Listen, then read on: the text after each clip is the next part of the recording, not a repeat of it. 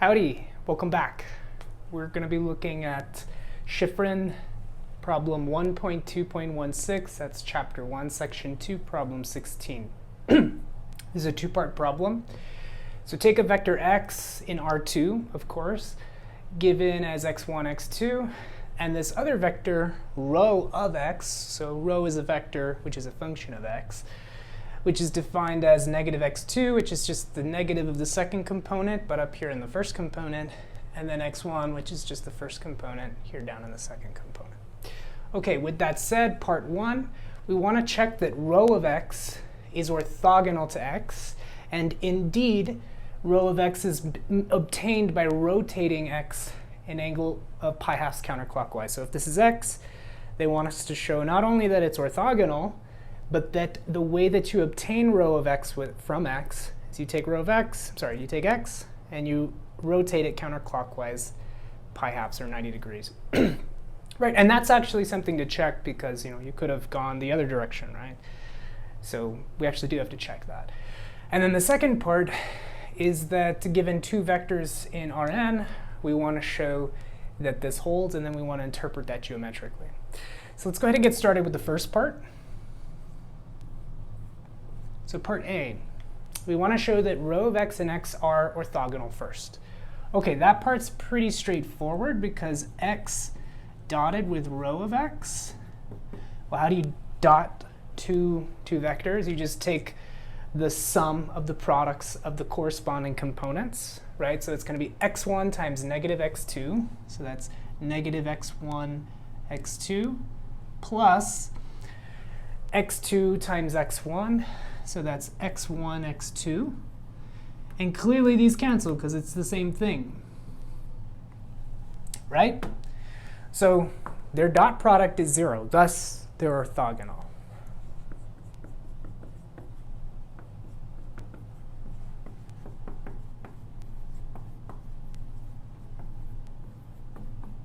Okay, so we know that rho of x and x, so if rho of x is obtained from x according to this formulation here, we'll know for sure that no matter what x is, rho of x is going to be orthogonal.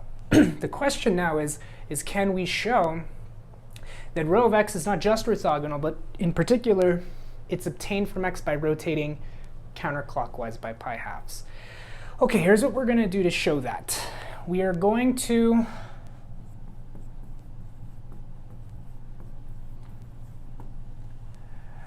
show without loss of generality. So that's what this stands for, W log. In case you haven't seen it before, it stands now without loss of generality. What we're going to show is basically that if I take a vector x here, what I'm going to assume is just x is the unit vector, because if it's not the unit vector, it just kind of makes some of the algebra here not harder, but just a little messier. So we're just going to kind of assume that this is a unit vector, and if you need to scale it up to the more general result, well, just scale it up, just multiply by whatever you need to get the same length, okay?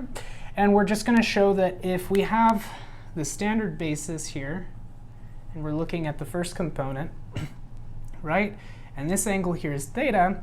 Well, if I move that angle out by pi halves and create a new vector, y say, what I'm going to show is that the components of y are precisely rho of x. If x is here, x1, x2.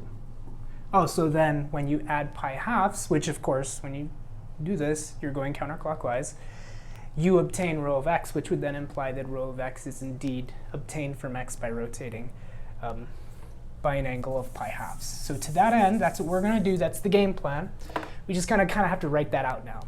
So again, without loss of generality, we're going to assume, now without loss of generality, let the norm of x equal to 1. Like I said, this just kind of makes what we write down, and so we can kind of follow the thread of the argument just a little easier. The general case, just go ahead and multiply by whatever the norm was. Okay, so since we know the norm of x is 1, it follows that x is, and now I'm going to kind of switch from this sort of vector notation to a point notation, just because I feel like it's a little bit more emphasis, it puts more emphasis on the fact that this is a point in space, which is what we kind of want to see here.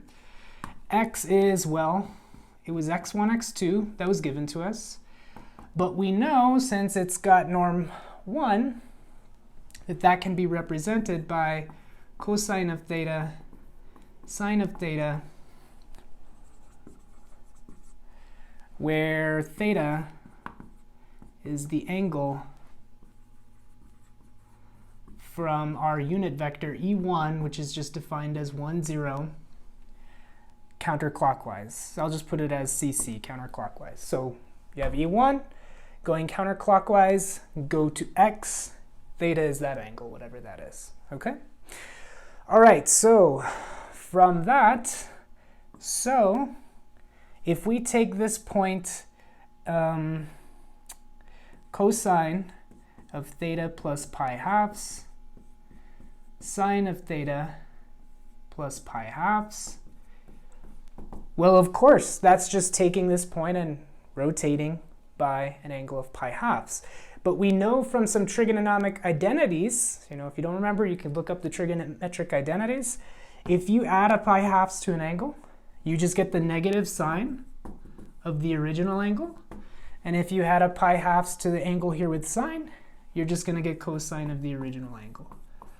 But look, we had this equality here, so cosine of theta must be x1, sine of theta must be x2.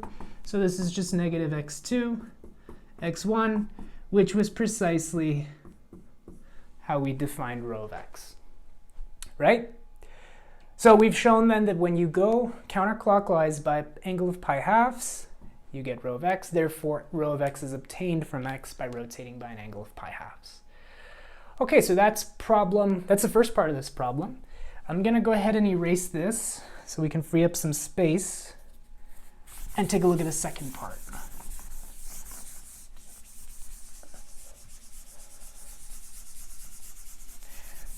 Okay, so the second part is pretty straightforward as well. Most of it's just done by a calculation here. Given two vectors x and y in Rn, we want to show that this dot product holds. Okay, so to that end, if you want, you can kind of tabulate this, like x is x1, x2, y, or rho of x is negative x2, and put it together, but I'm going to kind of skip the tabulation. If you want, kind of collect your variables, right? Because y, for example, y is going to be the vector y1, y2, rho of y, sorry, y is going to be y1, y2, and rho of y is going to be negative y2, y1. So if you want, you can write those down. I'm just going to kind of skip ahead and say, notice that x dotted with rho of y should be equal to, so it should be x1 times negative y2 plus x2 times y1, and negative rho of x dotted with y should be, okay, well, since I'm taking the negative, it's going to take that away. It's going to be x2 y1 plus, and now that's going to be negative, so let me go ahead and get rid of that plus and put it as a minus, x1 times y2. And now look, x2 y1, x2 y1, negative x1 y2, negative x1 y2, hence these two are equal, right? So x dotted with rho of y equals to negative rho of x dotted with y. Now we're asked to interpret this geometrically. So first, let me just kind of explain, and then we'll do like a quick visualization. Here's what's going on, watch.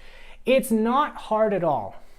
In fact, you don't even really have to show it. You could just, I think it's fairly clear that x and rho of x are going to have the same length, for all x. Whatever x is, the length of this one is the length of that one. I mean, the length, remember, is the square root of the sum of the squares of the components. So when you square that, it gets rid of the negative, and addition here is not going to matter. It's commutative, so it doesn't matter what order it's in. So the length of this one is going to be the length of that one, right? And so